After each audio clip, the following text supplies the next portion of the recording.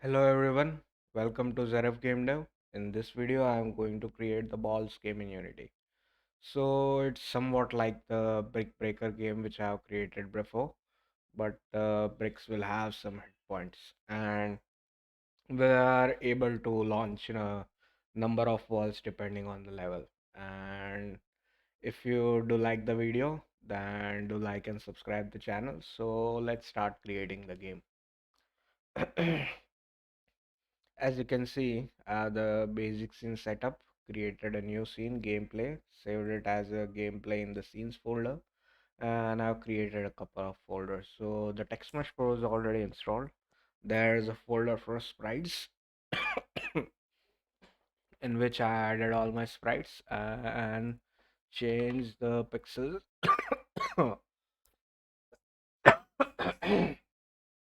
pic- pixels per unit to 35, and this one we are going to scale it, so let's make it the where is it, the mesh type to full rect, and we'll change its scaling a little bit. So we are going to scale, so the content inside this box is going to scale and the outside content will scale accordingly. So as you can see, that's how it's going to look. This sprite we are going to use for the wall. And I already set up the main camera. Its size is set to 32, so it fits perfectly. And there's also the prefabs and the materials folder. So inside the material, let's create our first material, which is the bouncy. And for it, the bounciness is going to set to 1. And we'll need one more material, which is the material which we are going to use for the line. And for it, it's just going to have an emission shader of pure yellowish. So that these are the two materials, and let's now create our boundaries, which are the walls. So for the wall, let's attach our sprite, which is this one, and we'll call it left wall. And for the left wall, instead of draw mode multiple, we'll set it to slice, and we'll set the height to 80. So in the scene, it's going to look somewhat pretty much larger, and maybe around 64, 68. And let's position it X towards the positive 17. And it's not looking much better. Let's set its color to somewhat, let's set it to bluish. And if we parent this wall to our walls, and we'll also need a box collider 2D component. And for the material, we are going to use the bouncy material because the balls are going to bounce around it. And similarly, we'll need to set its collider size, so it's going to fit it. And let's duplicate this left wall, and we'll rename it to right wall, and we'll move the left wall towards the negative 17. And we'll duplicate the right wall again, position it at 0, and rotate it by 90 degrees, and let's position it towards the top. So for the Y, if we position it there, this is going to be the top wall. And the last wall we are going to need is bottom wall. And instead of positive 31, it's going to use the negative 31. So these are our walls, and now let's add our ball launcher. So it's looking almost negative 28. That's where it's going to be positioned. And let's set its color to yellowish so we can see where the ball's going to be. Maybe orangish. Let's set to yellow. And this one is going to be our ball launcher.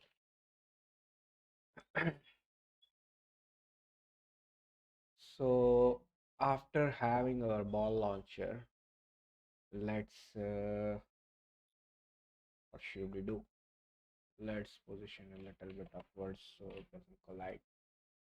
And the ball launcher, it's going to have our ball launcher script and a line renderer. So let's add our line renderer, and for the line renderer, let's set its width to 0.5, and the positions, uh, let's make it 0, and let's have it negative 27, and the end position we are going to use is negative 20, negative 15. So that's where it's going to be. 26. And we are going to set its material which we have created, which is our line material. So that's where our ball launcher is going to point, and it's going to have two scripts. The first script is for the ball launcher script, and the next script is for the launch preview script, which is going to add it the line renderer. And let's create one more empty, and we'll call it block spawner. And let's reset its transform, and also attach the block spawner script. And this block spawner, it's going to position, let's have some color to it.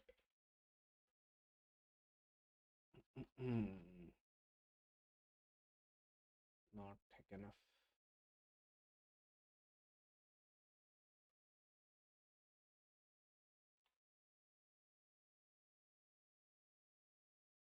So this block spawner is going to position where we want our first block to be.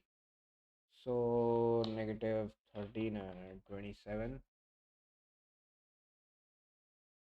negative 14 and 28. And instead of negative 14 and 28, we are going to have one more line. Maybe we won't have it. So negative 14 and 28.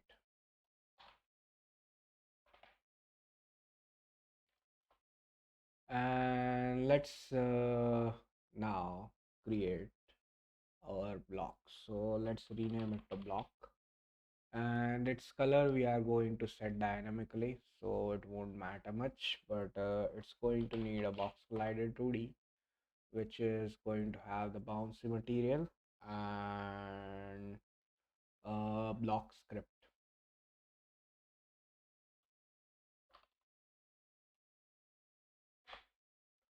So that's how our block's going to look, and we'll save it as a prefab. Let's reset its transform, and we'll save it as a prefab. So let's delete the block from the scene. And similarly, let's create our ball prefab. So inside our sprites, we'll attach a ball, and it's going to have a rigid body 2D. Before that, let's add a circle collider 2D, and then we'll have a rigid body 2D, which will not have any gravity. And after that, let's attach our ball script. So the scripts, as you can see, all the scripts we are attached, and it's going to be white. There is no need to be anything fancier, and we'll delete it from the scene. So first, have let's add an input to change this direction. So we'll do it inside our ball launcher. it's going to get the inputs, and our line render is almost everything's working correctly. So first, let's get the input. So let's go inside Visual Studio, and as you can see, I already opened up a couple of scripts. So let's first update our ball script.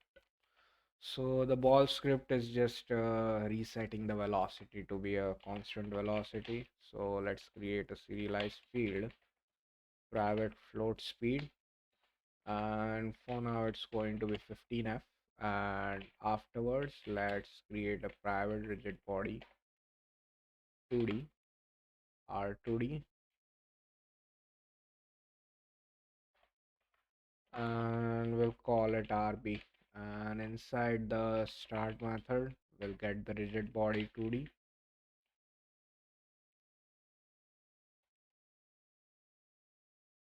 And inside our fixed update method, we are going to set the velocity to be rb.velocity.normalized, and we'll multiply it by the speed. So it's going to reset our speed every turn. And let's add our ball return. So inside our ball return, to create everything afterwards. So it's going to have a reference for a private ball launcher, and we'll call it ball launcher.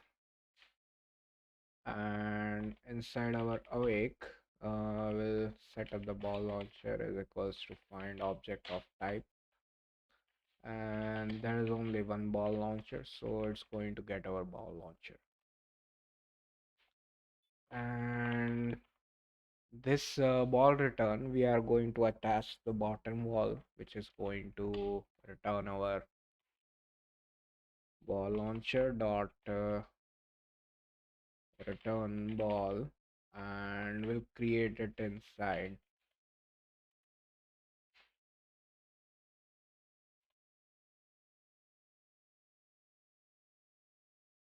And after returning the ball, we'll collision dot collider dot game object dot set active to false, so it will disable our ball. And afterwards, let's what should we change? Let's change our block script, maybe. Ball return, ball launcher. Let's change our launch preview. So similarly for the launch preview, we are going to have our line renderer, and we'll just call it LR, or maybe just line renderer. And next, we are going to have private vector 3 drag start point, and inside the awake we'll get the line renderer to be get component line renderer, and it's going to have two methods. So public void set start point, vector 3, and it's going to be world point. And here we'll first set the drag start point to be world point, and line renderer dot set position, and we are going to set the 0th position to our drag start point. And similarly, it's going to have one more method for the set end point, and we'll get a vector 3, and similarly we are going to call it world point.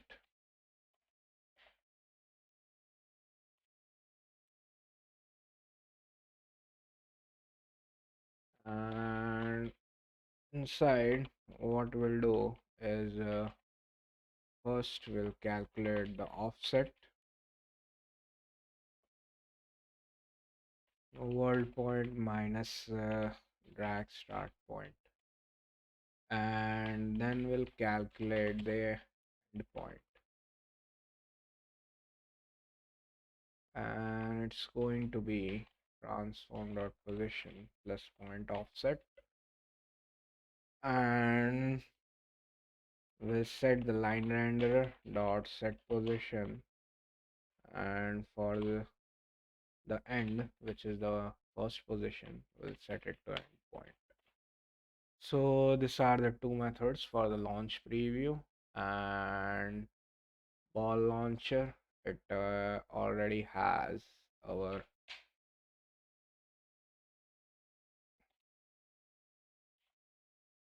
internal void ball return. Okay, public void.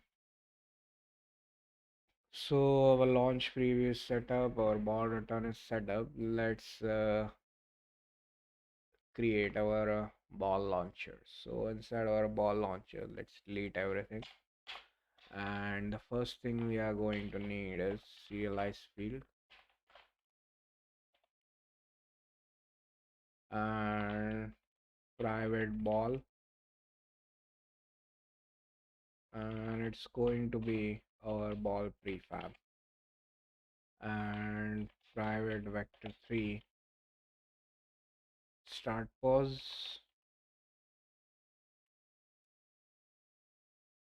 start position, similarly private vector 3 end position,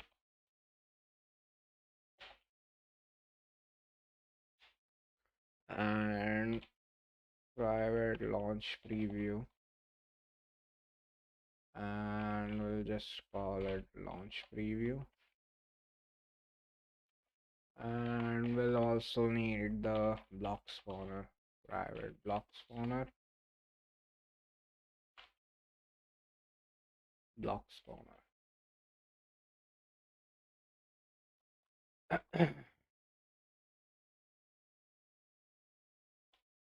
And we'll need a private list of ball, and we'll just call it balls, and let's set it to be a new list of ball, and private int balls ready, and for start it's going to be 0,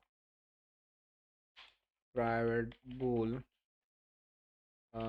can move, and last one's the private bool can drag.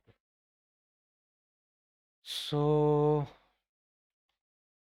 that should be it. And inside the awake, let's set up the launch preview to get component, launch preview, and block spawner to be find object of type block spawner.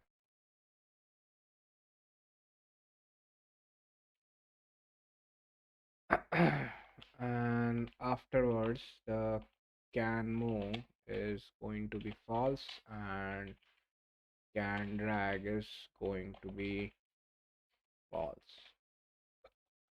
Can move is going to true. Now inside the return ball, what we'll do is let's create a ball.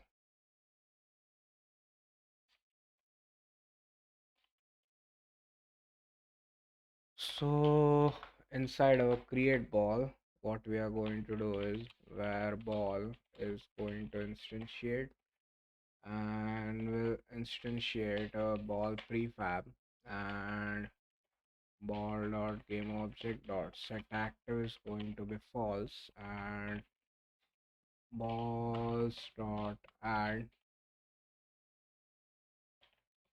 will add the current ball and increase the number of balls.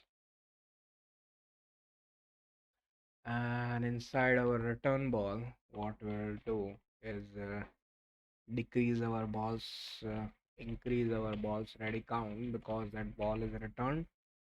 And if The number of balls ready is going to be balls.count.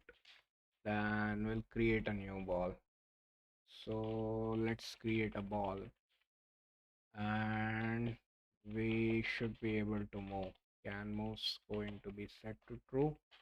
And before that, let's go block spawner dot spawn blocks. And we'll need to create this method.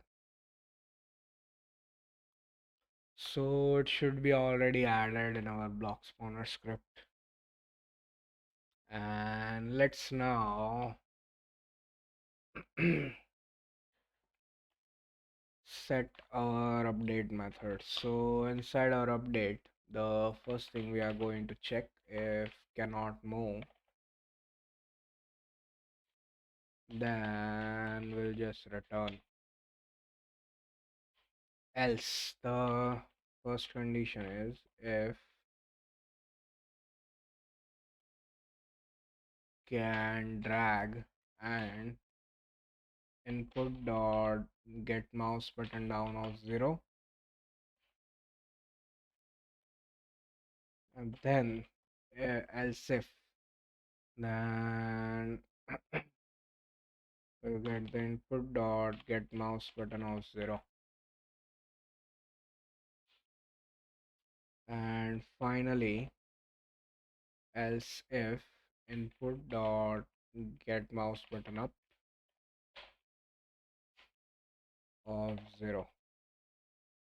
So whenever we are pressing and when the button is pressed and whenever we are releasing. So here we are going to call the start drag function which will create it, and afterwards we are going to call the continue drag,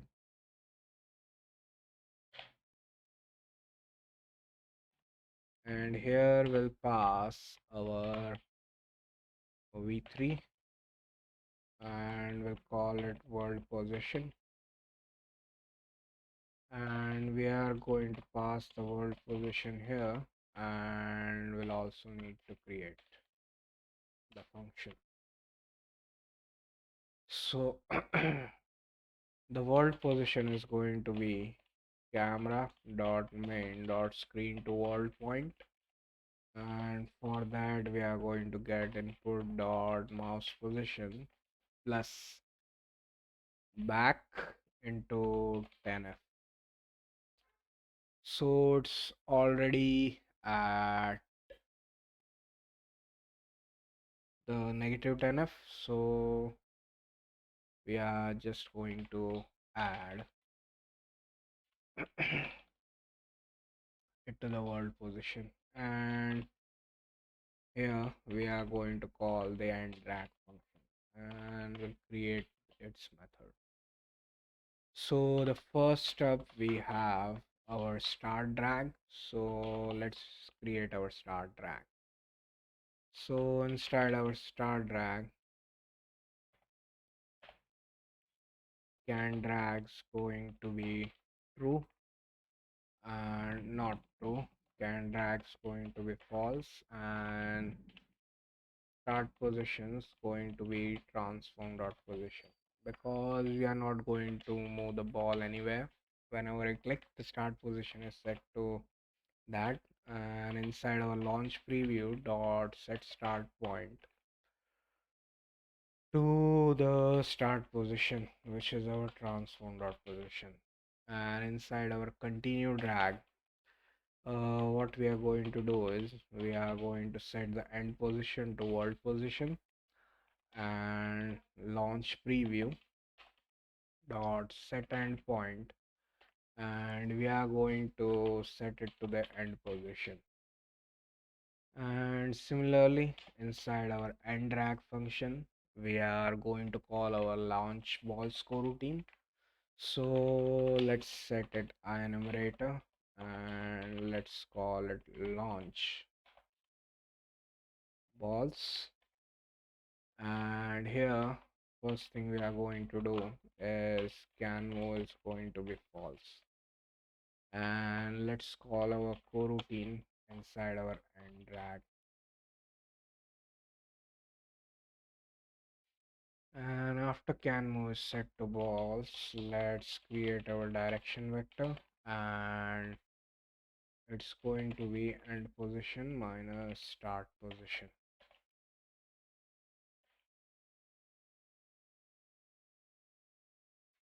And launch preview dot set endpoint, we are going to set the endpoint to the end position, and afterwards we'll normalize the direction, and then we'll spawn our balls. So for each where ball in under slash balls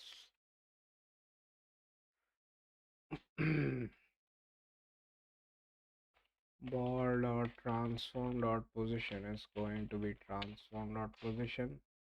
Then ball dot game object dot set active is going to be true, and ball dot get component R2D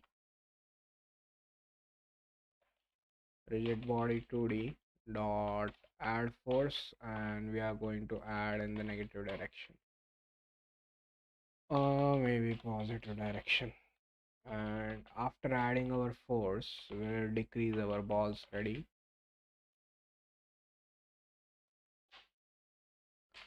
and we'll wait for 0.1 seconds.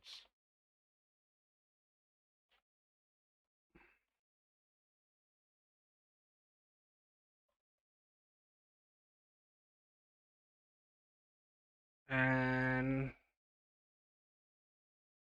that should be it.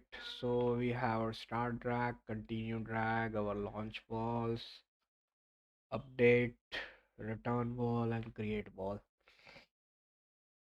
So our ball launcher is correct, our ball is correct, and our ball return script is also working. So that should almost set up our the basic ball setup. And let's now attach. So inside our ball, the speed's going to be 75, and inside our ball launcher, we are going to add our ball prefab. Launch preview is already correctly set up. The ball is also set up. Now let's hit play. So as you can see,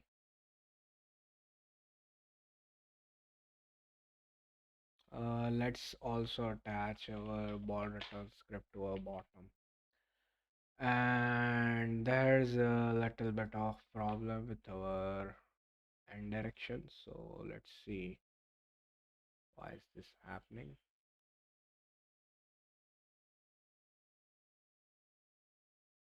Okay, so there's a problem with our spawn blocks. Block launcher, throw new, and this one is going to be public. So there is a problem with our block launcher. So let's hit play because we are not created our spawn blocks function.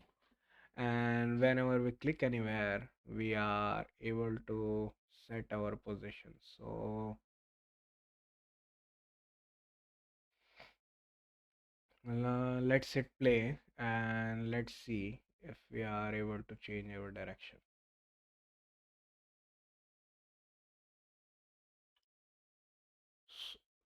So it's almost working correctly, but I think the start position is there is a little bit of problem with our start position. So inside our ball launcher,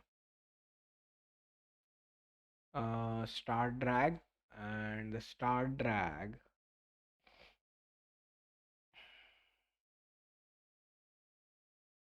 transform dot position. Okay, maybe and drag direction and position minus start position. Set end point to the end position. Hmm. End position is equals to world position. V3 dot back screen to world point. So let's see where's the problem. So let's hit play, and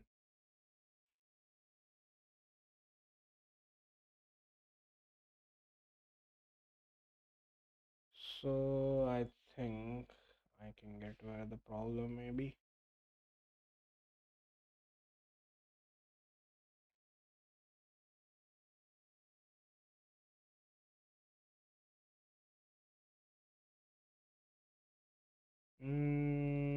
Let's fix it afterwards. So let's check if our ball script is correct. So there is no problem with our ball script. It's just setting up the velocity and speed, normalize into speed. Now let's check our ball return script. So the ball return was also working. We are able to return the balls, and yep.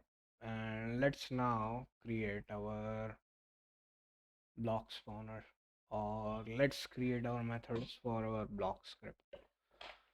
So for the blocks we have not added, so serialize field private list of color, and we'll just call it colors, and afterwards private int, we'll just call it its remaining, and private sprite renderer, and let's just call it SR, or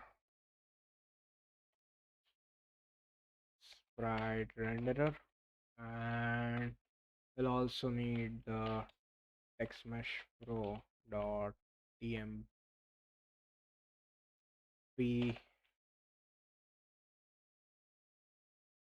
tmp text,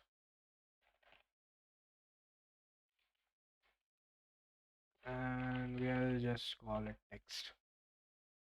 So inside our awake we'll get our sprite renderer,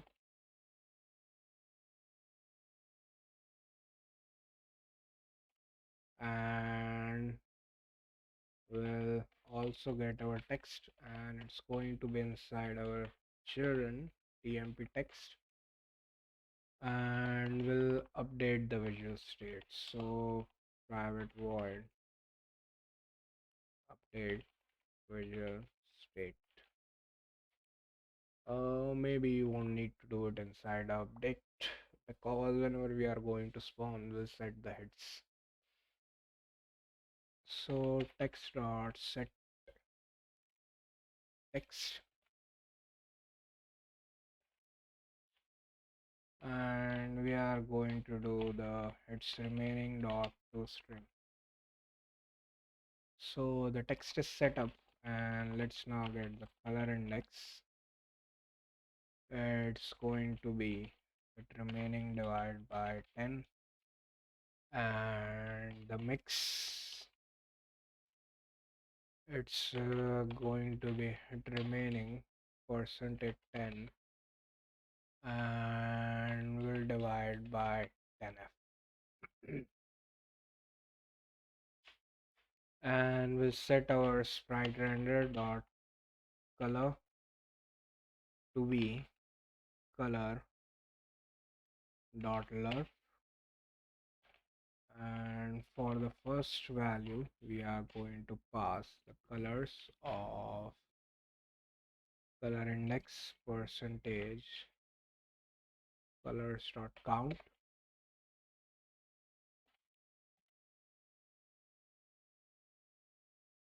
and for the next we are going to pass the color index plus 1, and the mix, how much we want to mix, we are going to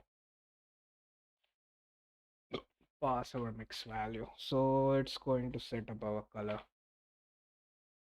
and to set up our hits value, let's call public void set it hits, and it's going to set hit remaining to hits, and it will update the visual state.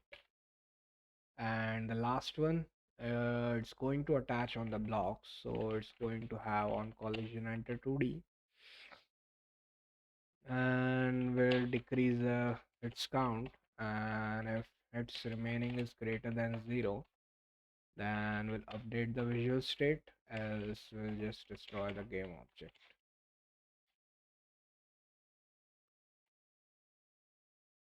So that should be it for our block. Ball return and ball launch preview is correct. So let's start editing our block spawner. So the block spawner, let's delete this. So private int, and we are going to call number of blocks. Let's set it to 8, and afterwards let's add a serialized field, private block, and it's going to be our block prefab, not serializable, serialized field. And afterwards let's set a serialized field, private float distance between blocks,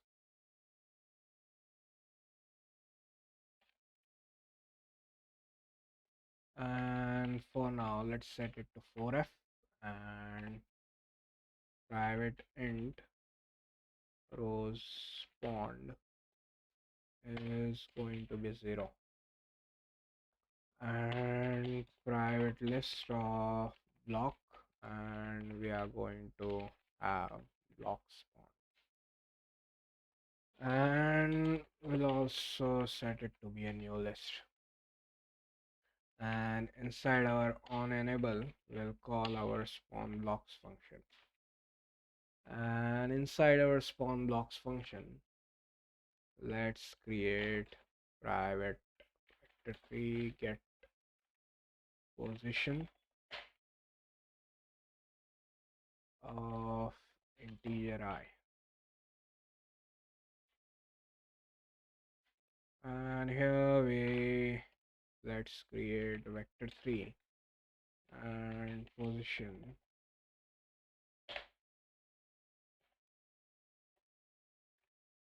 is going to be transform dot position plus is equals to right into I into distance between blocks, and we'll return the position. So it's going to return our, as you can see.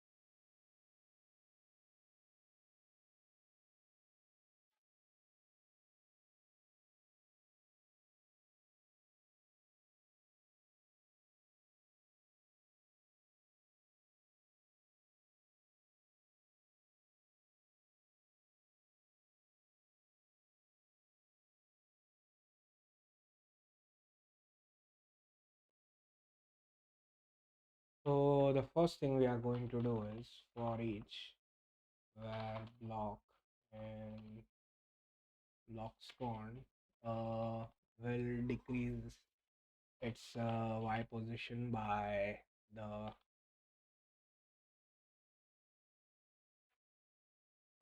distance between the blocks. So we'll do block dot transform dot position plus is equals to down into distance between blocks.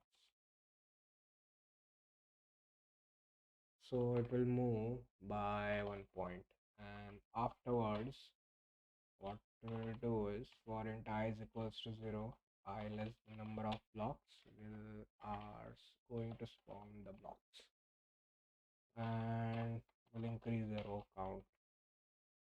So if Unity engine dot random dot range from 0 till 100 is greater than 50, so 50% chance to spawn a block.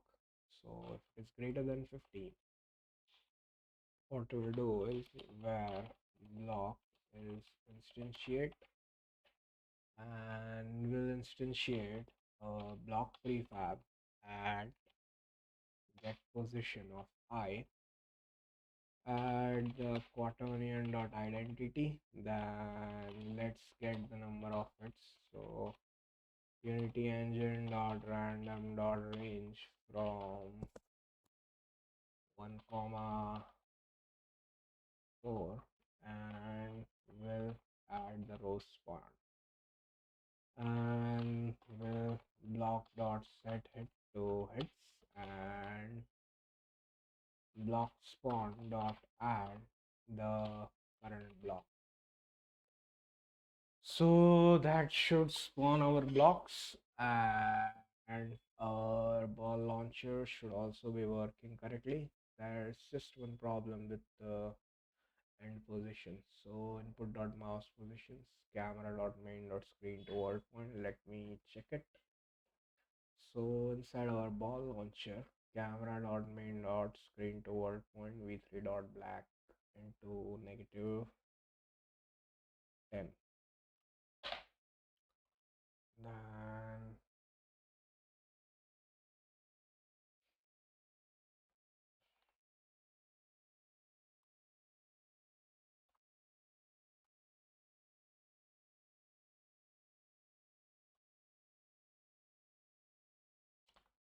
mm, mm, mm, mm. And position, maybe we don't need to have this launch preview set up again.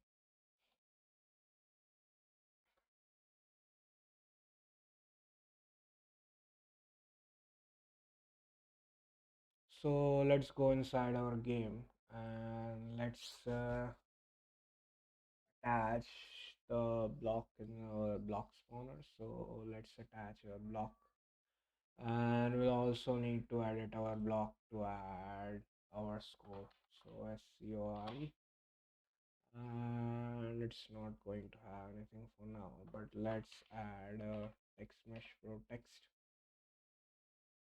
and let's set its size to 3 cross 3, and for the let's make it 99, and auto size, and let's add min size to be max size to be around 30, and min size to be 15. So that should do for our block, and we'll need to set something's color. Okay, inside the block where we have a color, let's first attach a bright green color. So let's go with the blue, and then we'll rotate around this line. Dark blue, then let's have purple, and a little bit of pink, and red, and let's have orange, and finally let's have yellow, and let's also have dark green around here. So let's hit play, and let's see if there are any errors. So there are blocks, and the blocks are getting decreased, and number of blocks are also getting increased, And the direction, there's a little bit of problem with the direction, so we'll need to drag it upwards, but it's moving in the correct direction, so it won't matter. And the balls are also getting collected. We'll need to center our text so it does not look like it's looking right now. So let's pause and let's go inside our block, and inside our score we'll center our text and let's make it bold. So now it should not look uglier. So as you can see, now we have,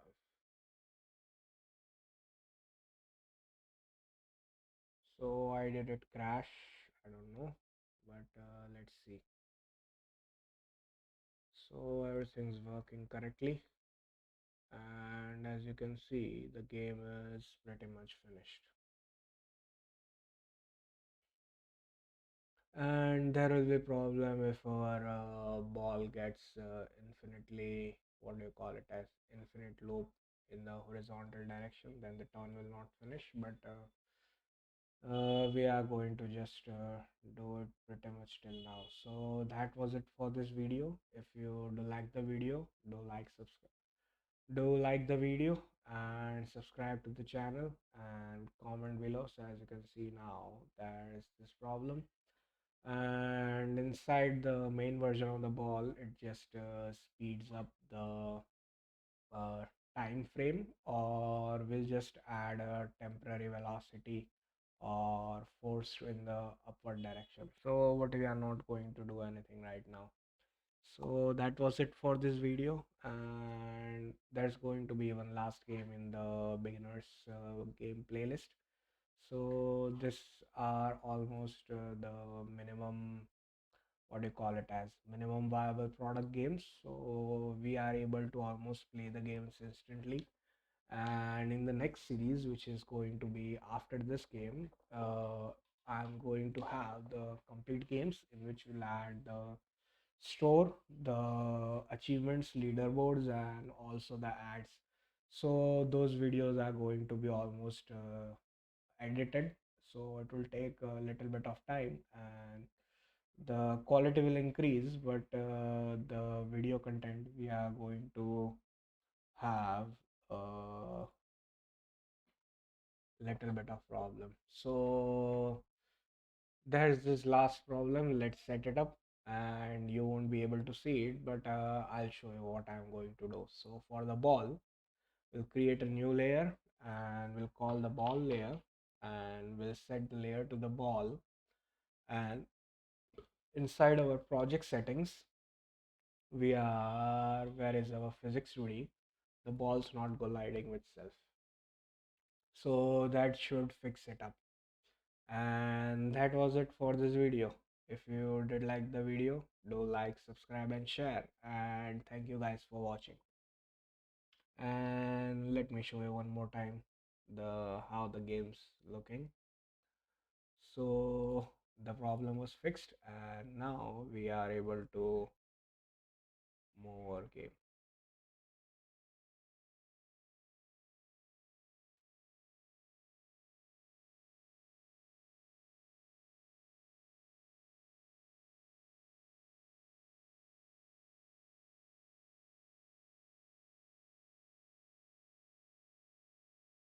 So thank you for watching.